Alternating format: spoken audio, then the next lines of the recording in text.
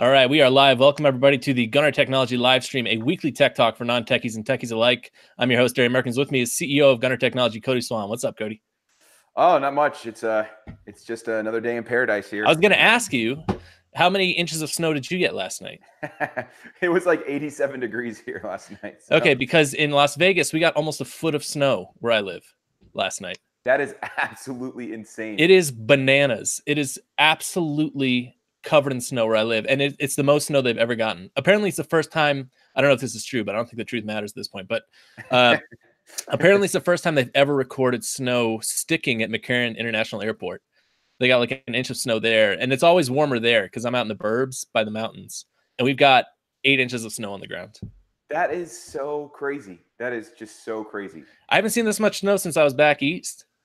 Honestly, they've never had this much snow. I've talked to people who've been here for their entire lives basically, and they're just completely blown away. They have no idea what's going on. Yeah, that is. In the mountains, it looks like friggin' Lord of the Rings out here. I'm expecting to see Saruman just sending some lightning bolts towards these mountains over here. But there's a foul voice on the wind. Exactly.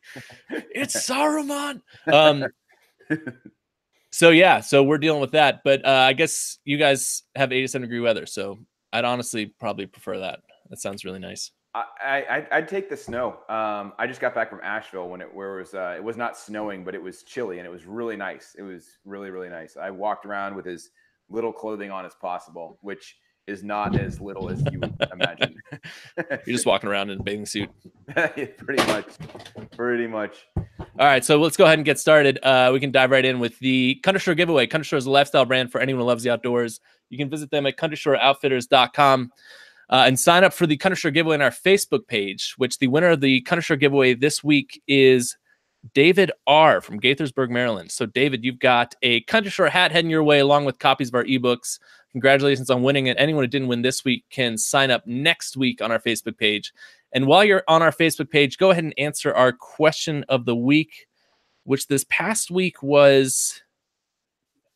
was it do you want a camera? No, that was last week's. No, I think it was. I thought it was. See,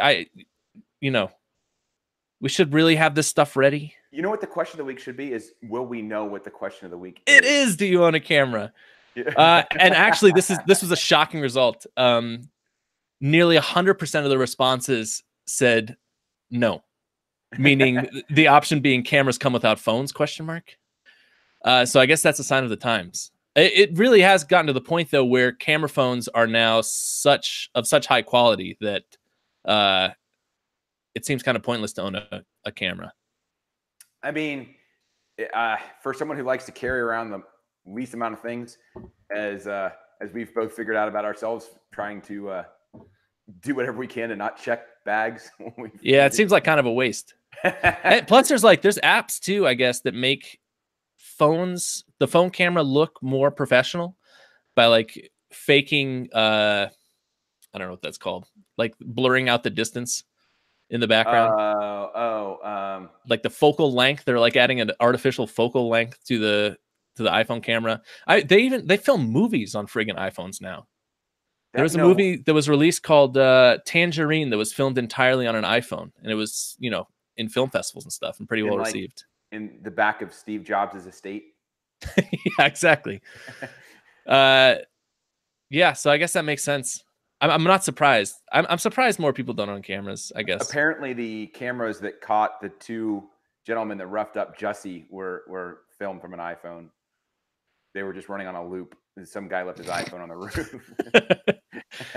Well, by the way, side note, you can't really fake a crime with technology around, as we were discussing. You know what? That's a really good... We'll put that in a future question of the week. It'd be topical for this week, but... Maybe even a pop-up. Maybe have a tech in 2 minutes. Yeah, that's good. Do you think you could get away with a crime in a city at this point?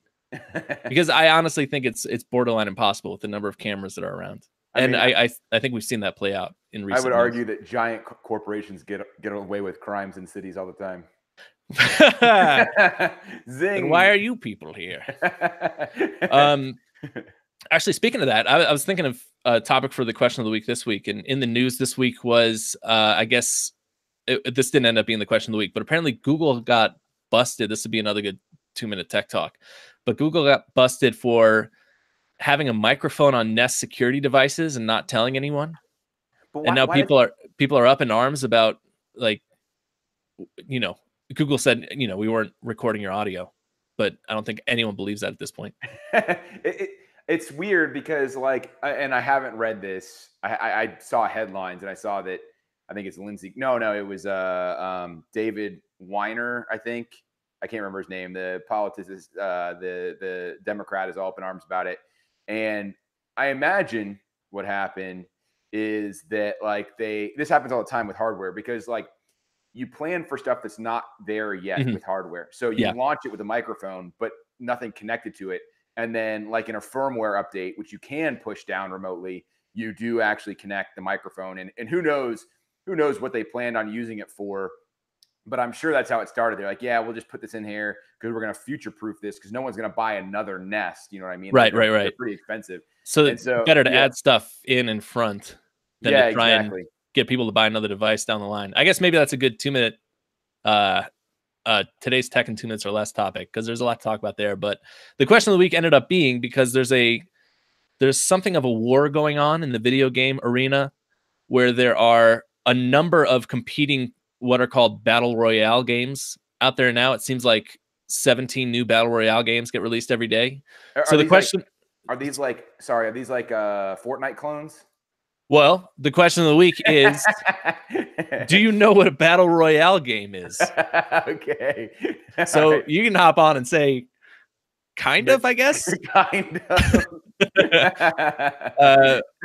But everyone else should hop on our Facebook page and answer that question of the week. Is a battle royale any situation where you claim you're beat up by MAGA supporters? Is that like battle royale? Is that what it is? That's a battle fail owl. A battle flail. Battle oh boy owl. Oh man. So hop on our Facebook page and answer the question of the week, and sign up for the Country Store giveaway. But let's go ahead and dive into this week's topic, which we're sort of looping back. And actually, I should mention, anyone who is hopping on the live stream from our newsletter, if you're looking for episode 6, we actually filmed that last week. We just forgot to update the title on the newsletter.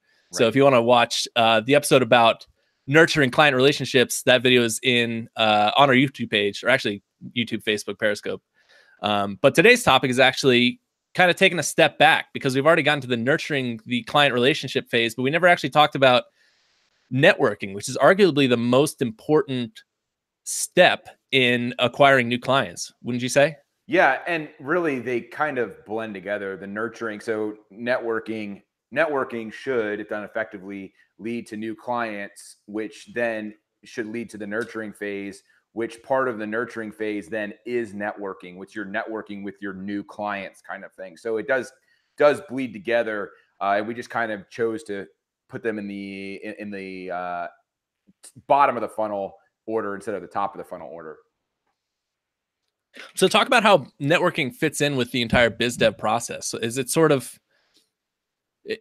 you know, when you're planning out sort of a biz dev plan, where does networking fit in terms of the overall strategy? So we talked about before, where you start with marketing, and then marketing is about getting people into that funnel, and then prospecting is making sure that people are in that funnel, should be there, and either eliminating people or adding more information to people. And then sales is getting people to buy whatever you have in the funnel, kind of thing. And then nurturing is after they buy, kind of thing. So networking is on the same rung as marketing. It has the same goal as marketing, which is to put people in the top of that funnel. And so do they work in tandem? Do marketing folks in charge of marketing? I mean, obviously we're a small company, so there's a lot of overlap here, but theoretically, should marketing and networking be working hand in hand, or is it two totally separate, I guess, tasks for people to complete? So it's interesting because it involves, and again, sometimes you hear of network marketing, and so sometimes they just kind of get lumped into, like, networking is a subcategory of marketing rather than how we have it broken out as separate, but on the same rung. And kind of the reason we have it separate is they are complementary, but they require a different skill set. Like, networking is like the people who are smooth talkers, like to go out for a drink, like to have fun kind of thing. Those make the best networkers kind of thing. And so they do go hand in hand, though, in the fact that like when you're networking with someone, again, at first, when you're trying to establish them as a networking client, they're going to look into you, right? And so basically that point where they look into you, that's where marketing takes over. Like, what do they see when they Google Gunner Technology? What do they see when they Google Cody Swan? That's part of the marketing play, and it should go in conjunction with kind of the networking play as well. It seems like too you'd want to have some sort of consistent message across your marketing and your networking platforms. Yeah. Right. Yeah. And we're going through that phase right now, is pinning down like a standard message where, you know, it's they're complementary in the fact that they augment one another, where if someone who I'm talking to in face to face then goes and checks us out online on Facebook or whatever, the message is consistent, like the vibe is consistent, kind of like you have that standard voice that you're communicating both interpersonally and on a mass communication level. And it seems too like if you have something like a 30-day free trial like we have, you'd want to highlight that both in marketing and in networking. Exactly. So like that's our kind of our differentiator. Our differentiator for our industry or our competitors is two things. Number one is like we're kind of firming up our message on this, so I'm kind of winging it. But like, unlike other development shops to go to, who will just say like, yes, we'll build that. No, we won't build that. We'll help you actually create a business strategy around an idea. We're not just going to say yes or no. We're going to say why, and we're going to say, how is this going to make money? And we're going to say, what if you do this? What if you put off doing this? You could save money if you do this later. We're much more business oriented than just kind of creating something just to create something. So that's our differentiator number one. And our differentiator number two is that we're so kind of entrepreneurial friendly that we'll start working on your idea for free for 30 days. So those are our two differentiators. And yeah, we have to figure out how to communicate those two things on, again, a mass level, where if people find us on Facebook, they know that, or when I'm talking to them, or when anyone's talking to them at a networking level, that's what we're really kind of pushing is that it's not sales. You're not doing like a hard sell, but you're trying to inform them about the company. And so you want that to be communicated in your messaging, is that, hey, we're like MBAs who write software, not just like, you know, some guy sitting at his desk in India doing whatever you tell him to do, right, wrong, or indifferent kind of thing. And then again, like, no questions asked, no commitment, 30 days just to kick the tires. I want to get that message across whenever I'm networking with anyone. Yeah, and it's interesting you said pushing on people that you're networking with, because it seems almost like networking is really kind of like marketing, the preliminary step. You're not really trying to hard sell someone on something when you're sort of in the networking phase. You're really trying to just introduce them to the company and sort of build a relationship that could potentially become a working relationship down the line. Right. And more likely than not is that because here's an even stronger sell, by the way, and this happened in Asheville when I was on vacation, is like, so I talked to someone at like a brewery, and I kind of exactly what I said. They said, you know, it always comes up, well, what do you do? So in that whole what do you do, I try to communicate those 2 points in a without droning on for hours. I try to communicate those 2 points. And then obviously give them a card or whatever. And so what's even stronger is if that person leaves and then they run into someone else and they say, well, I ran into this company, Gunner Technology, and like, it sounds like you just have an idea. They'll help you actually build a business out of your idea. And then they'll give you 30 days, no questions asked, to actually get started on it. Like, if someone who has no vested interest tells someone else who has like who's ready to purchase kind of thing, that's so much stronger than if I'm telling someone directly, because I obviously have a vested interest. So the networking component is all about kind of finding people to be like brand ambassadors for your message. Of course, sometimes you'll run into people who directly want your services, but more often than not, it's about creating that network of brand ambassadors who they will go spread your message for you. So it's really still about word of mouth these days. Yeah, I mean that's obviously the strongest. That's obviously the strongest type of marketing still. I think that's where we've seen a ton of our success too, just practically. Yep, exactly. And it's interesting. Years ago, back when I was in college and I was marketing was a track inside my college, we studied this type of word of mouth, but contrived word of mouth marketing, where like Tide, I think it was Tide, would pay like plants, like women who weren't actually soccer moms but appeared to be soccer moms, would go to like kids soccer's games and be like, oh, that stain's rough, good thing I have Tide to get it out. No Like, way. yes, they would like plant people there to do like word of mouth marketing on like a micro grassroots level, and it was like super effective. Subliminal messaging. Because like the tide of this match is really turning. Because like if and this is why, by the way, that people get sucked in on fake news all the time, is because on social media, people don't appear to have a vested interest, or they can hide their vested interest really well. Like if you're a Facebook page called like United States for free liberty or something, that sounds very innocuous, like very middle of the road. Like I'm out for the best interest of the United States. And then I post a story about why Hillary Clinton should be locked up. It looks like I have no vested interest. I'm just looking out for what's best for the country. And people like, they really believe, like the biggest indicator of belief is whether or not they think you have a vested interest in the outcome. So it's like on the internet, no one knows you're a dog. It's on the internet, no one knows you're a shill for a corporation at this point. Exactly. And if you ever want to see proof of that, go look in the online mattress industry. They are spending billions of dollars paying bloggers to appear to be neutral and push their beds. It's insane. Huh. I guess that happens too with sort of key influencers on social media. They're constantly hawking products all the time. And the betterment is like, again, we talked about this. I don't want to pay Kim Kardashian to give a shout out to Gunner Technology. Like I don't. I think because again, then it looks like she has a vested interest. And I don't want to pay Kim Kardashian for anything. I'm just kind of using this example. But I would pay a Kim Kardashian like $10,000 for like to like wear Gunner Technology innocuously in like 20 different posts. So people see it repeatedly and they're like, what the heck is this Gunner Technology thing? And then once they ask, she's, oh, it's this company we work with. They're great. And then it appears to be kind of uninterested. Like you asked me, I'm just telling you the answer kind of thing. Didn't that happen at some awards ceremony with vitamin water? Was it vitamin water? It was some water company. I think it was the Golden Globes. Maybe they just had vitamin water in the background of like all these pictures and interviews and stuff.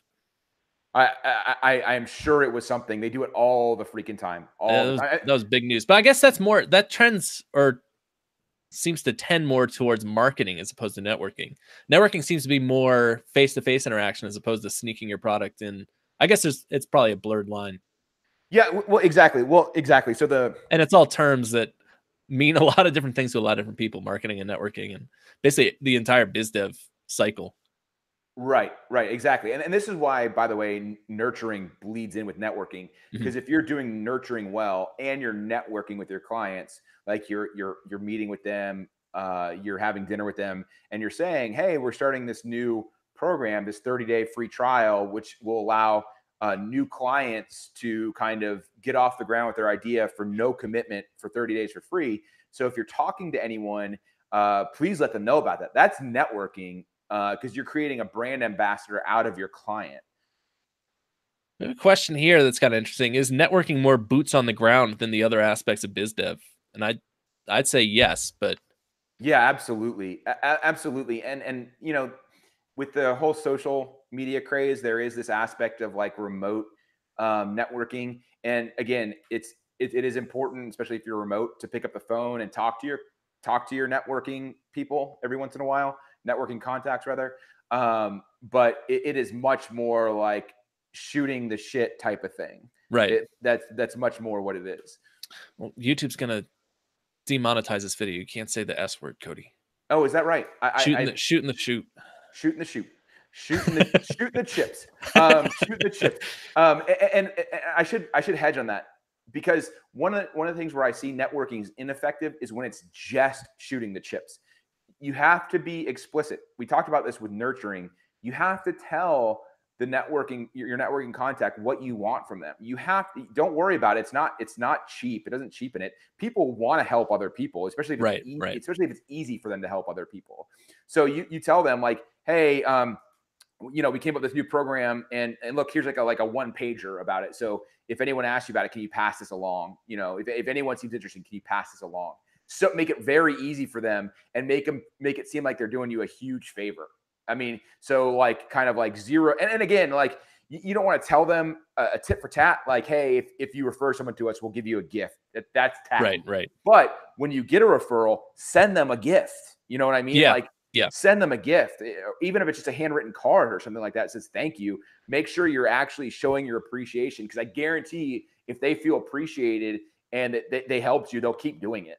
Yeah, and I mean, we do appreciate all the contacts that we get from our existing clients for sure. Yeah, and I mentioned this also in nurturing, is like a lot of people are hesitant to refer a bad referral, and I always tell them, don't worry about that, because worst case scenario is I can get them to someone who will help them. Like right, exactly. Exactly. So like I tell them, don't worry about that. Just be unfiltered and send anyone who you think might at all be a good fit my way, and I'll take care of getting them in the right place. I know when we talked about marketing, we talked about sort of the art and science of marketing, and how you need both creative types and sort of the hard numbers types, more of the analytical types.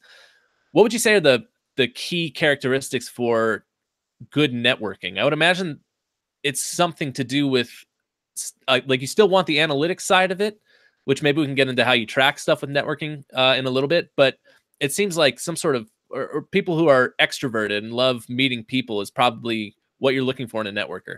Right. It is. But you have to stick them in a process. And these are the toughest people to stick into a process, because they want to like just shoot the chips. That's what they really like to do. And so it's tough to be like, hey, whenever you meet with someone, go into the contact management system and update this person's contact card, say what you talked about, what else you learned about them, so forth and so on. And also what's important, and people don't like to do this, is tracking the expenses of contacts. So for example, like if you have this networking contact and you're going out and you're having dinner with them every week and you're spending hundreds of dollars a week on this contact, and they haven't sent you any business, man, it's time to stop. Like, if they haven't sent you a lick of business and you spent like 10 grand on meals and entertainment with these person, it's time to stop. So you have to track that information.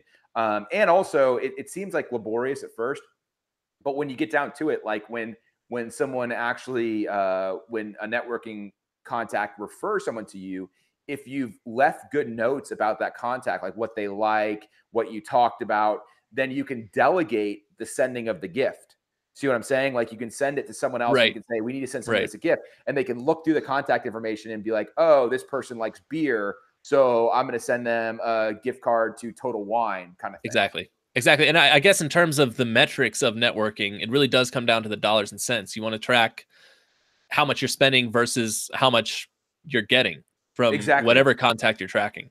Exactly. And pour money into the people who are giving you business. Like, don't cheap out on them. Like if they're sending you hundreds of $1,000s worth of business, like take them to Vegas. Like, I mean, like seriously, treat them right. And again, I'm not trying to say that like this person as a human is worth more, but they're worth more to your business, and you should invest more in who's worth more to your business.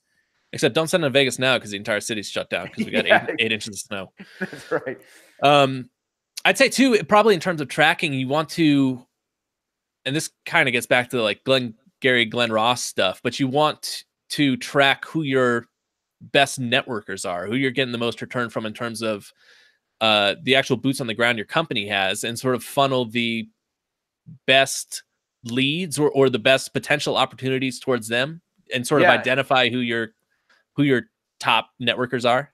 Yeah, and that's very easy to do if you're analytical. So again, you can, every networker should have an expense account, and so you should be able to track the expenses that they're putting forward to networking and how much the people they're networking are bringing in. So if you have someone who's networking in your company and they're spending $5,000 a month and they're bringing in $4,000 a month, like, number one, you have to have a talk with them, but you don't want to be sending them your best contacts kind of thing, because they're squandering opportunities. Let's let's end with another really good question. Is networking something you can learn, or is it something you're born with? No, totally. I used to think it was something you were born with until I really started doing it. And it really is about the one thing I can say, like if you start every time you go into a networking meeting, if you just say to yourself, what is one thing I want to get out of this meeting?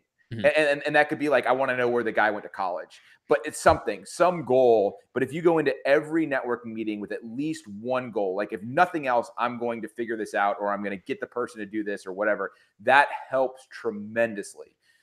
And in terms of training yourself to be a better networker for folks out there who might be interested in getting involved in networking, would you say it's just getting out there and trying and failing over and over again, and then eventually you'll get better? Yeah, exactly.